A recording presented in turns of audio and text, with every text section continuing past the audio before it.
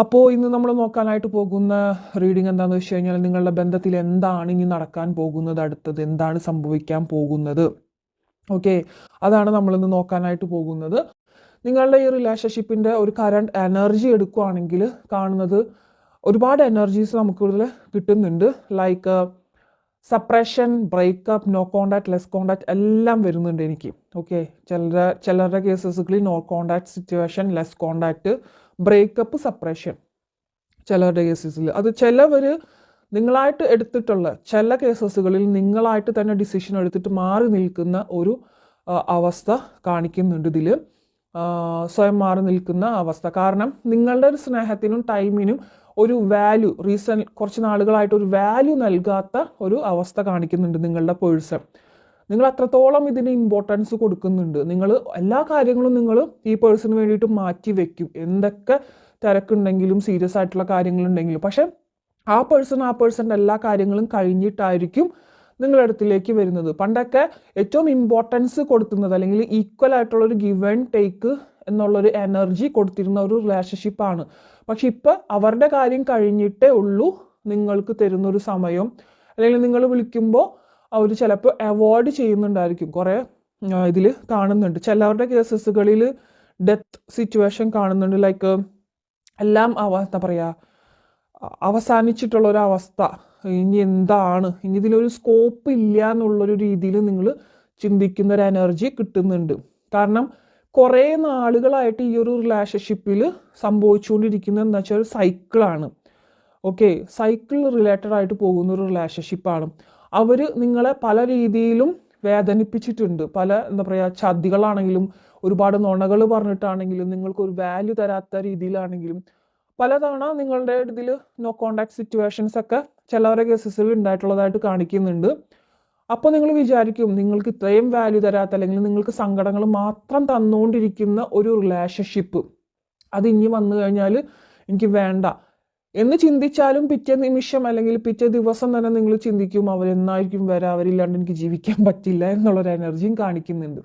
പക്ഷെ എങ്കിൽ പോലും ഇത്രയൊക്കെ വേദനകൾ തന്നിട്ടുള്ള ഒരു റിലേഷൻഷിപ്പ് ആണെങ്കിലും പേഴ്സൺ ആണെങ്കിലും നിങ്ങൾക്കത് വിട്ട് കളയാനായിട്ട് പറ്റുന്നുണ്ടായിരിക്കില്ല. അത് മാത്രമല്ല അവർ വീണ്ടും തിരികെ വന്നാലോ അല്ലെങ്കിൽ എന്തെങ്കിലും സഹായം ചോദിച്ചാലോ നിങ്ങൾ വീണ്ടും അവരുടെ പിന്നാലെ പോവുകയും ചെയ്യും.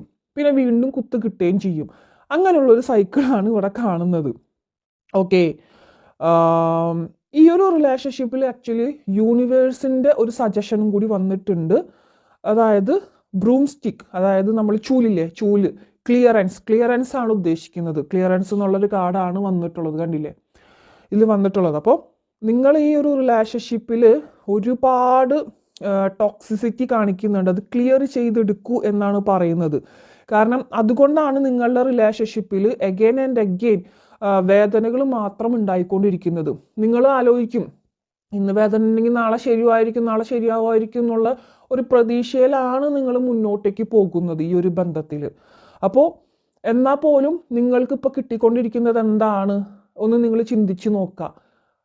അഗെയിൻ ആൻഡ് അഗെയിൻ നിങ്ങൾ സെയിം ഒരു റിപ്പീറ്റേഷനുള്ള ഒരു റിലേഷൻഷിപ്പിൽ കൂടി അല്ലേ പോകുന്നത്. ആൻഡ് നിങ്ങളുടെ പല കാര്യങ്ങൾക്കും തടസ്സങ്ങൾ, എല്ലാത്തിനും ഒരു സ്ട്രെസ്ഫുൾ ആയിട്ടുള്ളൊരു അവസ്ഥയാണ് ഇവിടെ കാണിക്കുന്നത് നിങ്ങൾക്ക്. ഓക്കെ, നിങ്ങൾക്കപ്പോൾ ഒരു ക്ലിയറൻസ് നിങ്ങളുടെ റിലേഷൻഷിപ്പിൽ വന്നിട്ടുള്ള അത്തരത്തിലുള്ള ഒരു ക്ലിയറൻസ് യൂണിവേഴ്സ് ആവശ്യപ്പെടുന്നുണ്ട്. നിങ്ങളുടെ ആ ടോക്സിസിറ്റി ക്ലിയർ ചെയ്തെടുക്കുക നിങ്ങളുടെ റിലേഷൻഷിപ്പിൽ. ഓക്കെ, ആൻഡ് ഓക്കെ, നിങ്ങൾക്ക് നിങ്ങളുടെ ഒരു ഫാമിലിയെ ഇപ്പോൾ കോൺസെൻട്രേറ്റ് ചെയ്യാൻ പറ്റാത്ത അവസ്ഥയും കാണിക്കുന്നുണ്ട്. ഏറ്റവും കൂടുതൽ നിങ്ങൾ ചിന്തിക്കുന്നത് ഈ ഒരു ബന്ധത്തെക്കുറിച്ച് മാത്രമാണ്. ഓക്കെ, നിങ്ങളുടെ റിലേഷൻഷിപ്പിൽ എന്താണ് സംഭവിച്ചുകൊണ്ടിരിക്കുന്നത്, എന്താണ് ഇങ്ങനെ, അതുമാത്രം നിങ്ങൾ ചിന്തിക്കുന്നുള്ളൂ. നിങ്ങളുടെ ഫാമിലി റിലേറ്റഡ് ആയിട്ട് ചിലപ്പോൾ എന്തൊക്കെ പ്രോബ്ലംസ് ഉണ്ടെങ്കിലും അതൊന്നും നിങ്ങൾ കൂടുതലും ചിന്തിക്കുന്നില്ല. നിങ്ങൾക്ക് ഏറ്റവും വലുത് ഇതാണ് എന്നാണ് കാണിക്കുന്നത്. ഓക്കെ, ഒരുപാട് ഹേർട്ട്ഫുള്ളായിട്ട് എന്താ പറയുക ആ വ്യക്തി നിങ്ങളടുത്ത് സംസാരിച്ചിട്ടുള്ളതായിട്ട് ഇവിടെ കാണിക്കുന്നുണ്ട്. നിങ്ങളെ ഒരുപാട് അവഗണിച്ച് ഹേർട്ട്ഫുള്ളാക്കി അല്ലെങ്കിൽ ഇത്തരത്തിലുള്ളത് കാണിക്കുന്നുണ്ട്. കുറേ പേർക്ക് ഇവിടെ ഒരു സംശയം, ട്രസ്റ്റ് ഇഷ്യൂസും കൂടി കാണിക്കുന്നുണ്ട് കേട്ടോ. അതും ഒരു ഇതാണ്. പൊസസീവ്നെസ്സും കൂടി കാണിക്കുന്നുണ്ട്. നിങ്ങൾക്കായിരിക്കണം, നിങ്ങൾ ആ പേഴ്സണിൻ്റെ അടുത്ത് കുറച്ചധികം പൊസസീവ്നെസ് ആയിട്ട് നിൽക്കുന്നതായിട്ട് കാണിക്കുന്നുണ്ട്.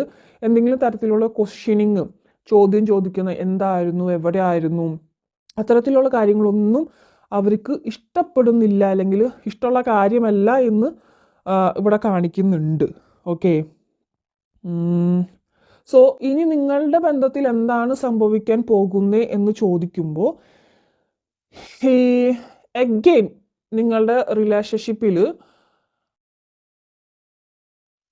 അഗെയിൻ നിങ്ങൾ തമ്മിലൊരു വാക്ക് തർക്കങ്ങളോ എന്തെങ്കിലും ഒരു സിറ്റുവേഷൻസ് കൊണ്ട് നിങ്ങൾ അഗെയിൻ ഒരു കോണ്ടാക്റ്റിൽ വരുന്നതായിട്ട്, അല്ലെങ്കിൽ നിങ്ങൾ അങ്ങോട്ടേക്ക് നിങ്ങൾക്ക് എന്താ പറയുക, എന്തെങ്കിലും ഒരു സമയത്ത് അവരുടെ ഓർമ്മകൾ വന്ന് സഹിക്കാൻ പറ്റാണ്ടാകുമ്പോൾ നിങ്ങൾ അങ്ങോട്ടേക്ക് കോണ്ടാക്ട് ചെയ്യുകയും വീണ്ടും അവരെന്തെങ്കിലും ഒരു അവഗണന കാണിക്കുകയോ അല്ലെങ്കിൽ അത് നിങ്ങളെ വല്ലാതെ ഹേർട്ടാക്കുമ്പോൾ അങ്ങോട്ടും ഇങ്ങോട്ടും ഒരു വാക്ക് തർക്കങ്ങളിലേക്ക് പോകാനുള്ളൊരു സാധ്യത കാണിക്കുന്നുണ്ട് ഇപ്പോൾ നിങ്ങളുടെ ബന്ധത്തിൽ. അപ്പോൾ നിങ്ങളുടെ ബന്ധത്തിൽ ഇപ്പോൾ ഒരു കോണ്ടാക്റ്റിലേക്ക് പോകാൻ പറ്റുന്ന ഒരു സാഹചര്യമല്ല. ലെസ് കോണ്ടാക്റ്റിലുള്ളവർക്കും ഒരു ഫൈറ്റിങ്സോ അല്ലെങ്കിൽ വാക്ക് തർക്കത്തിലോ പോകാനുള്ളൊരു ചാൻസ് ഇവിടെ കാണിക്കുന്നുണ്ട്. ഓക്കെ. വളരെ ചുരുക്കം പേർക്ക് എഗെയിൻ ഈ ഒരു റിലേഷൻഷിപ്പ് ഒരു റീയൂണിയൻ രീതിയിൽ വരുന്നുണ്ട്. പക്ഷെ ആ റീയൂണിയൻ എന്ന് പറയുന്നത് വളരെ കുറച്ച് ദിവസങ്ങൾക്ക് മാത്രമേ കാണുന്നുള്ളൂ. എഗെയിൻ അതൊരു നോ കോണ്ടാക്ട് ബ്രേക്കപ്പ് സിറ്റുവേഷനിലേക്ക് വീണ്ടും പോകുന്നതായിട്ട് കാണിക്കുന്നുണ്ട്. നിങ്ങൾ വീണ്ടും ഹേർട്ട്ഫുള്ളായിട്ട് പോകുന്ന സിറ്റുവേഷൻ. അതുകൊണ്ടാണ് ഇവിടെ യൂണിവേഴ്സ് നിങ്ങളുടെ ഒരു സജഷനായിട്ട് തന്നത് നിങ്ങളുടെ ഇതിലുള്ള ടോക്സിസിറ്റി ക്ലിയർ ചെയ്തെടുക്കുക. ഓക്കെ. ഒരുപാട് പേര് മാനിഫെസ്റ്റേഷൻസ് ഒക്കെ ചെയ്യുന്ന ഒരു എനർജി കാണിക്കുന്നുണ്ട്.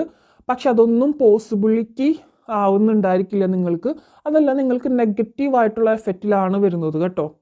അപ്പോൾ എന്തെങ്കിലുമൊക്കെ മാനിഫെസ്റ്റേഷൻ ചെയ്തുകൊണ്ടിരിക്കുന്ന വ്യക്തികളാണെങ്കിൽ അതൊക്കെ ഒന്ന് സ്റ്റോപ്പ് ചെയ്തേക്കുക. കാരണം ഇപ്പോൾ നിങ്ങൾ കൊടുക്കുന്ന എനർജി അത്ര നല്ലതല്ല ഇവിടെ കാണിക്കുന്നത്. കാരണം മാനിഫെസ്റ്റേഷൻ ചെയ്യുമ്പോൾ ഏറ്റവും കൂടുതൽ ശ്രദ്ധിക്കേണ്ടത് നിങ്ങളുടെ എനർജി വളരെ ഇമ്പോർട്ടൻ്റ് ആണ്.